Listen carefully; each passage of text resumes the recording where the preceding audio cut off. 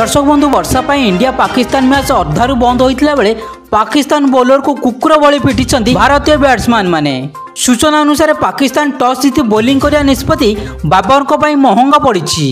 प्रथम ओभर शहीन आफरीदी रोहित को ऊपर चाप पकाऊ चेष्टा करथिला बेले रोहित शेष बॉल छक्का मारी शहीन को मुह बंद कर देइथिले। अन्यपटे शुभमन गिल मध्य चुप रही नथिले। मैच तृतीय ओभर से शहीन की 3टी चौका मारी तांकर होश उड़ाई देइथिले। पर गिल को बैट रु रन वर्षा होइतिला।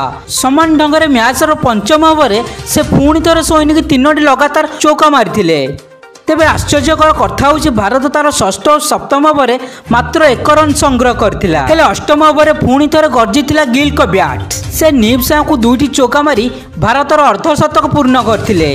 पर शांत पड़ता रोहित शर्मा 10म ओभर 2टी चौका मारी पाकिस्तान बॉलर को होश उड़ाई। तेबे मैच 13तम ओभर नहीं आसी पाकिस्तान बॉलर सादब खान। ओभर तृतीय बॉले गिल 1 रन संग्रह कर निजर अर्धशतक पूरण करथिला बेले सेही ओभर शेष 3टी बॉल को रोहित 2टी छक्का और गोटे चौका मारिथिले।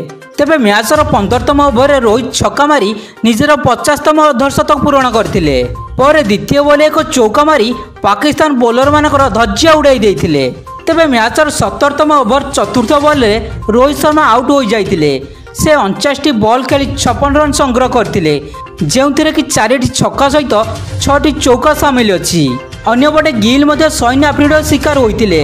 से 52टी बॉल खेली 10टी चौका सहायतारे 58 रन संग्रह करथिले। तेबे भारतीय ओपनिंग जोड़ी 121 रन करी भारत को एक मजबूत स्थिति में पहुंचाई देइतिले। किंतु पूर्व मैच रे हीरो साजित शहीन आफरीदी को रोहित और गिल बहुत दुलाई करथिले।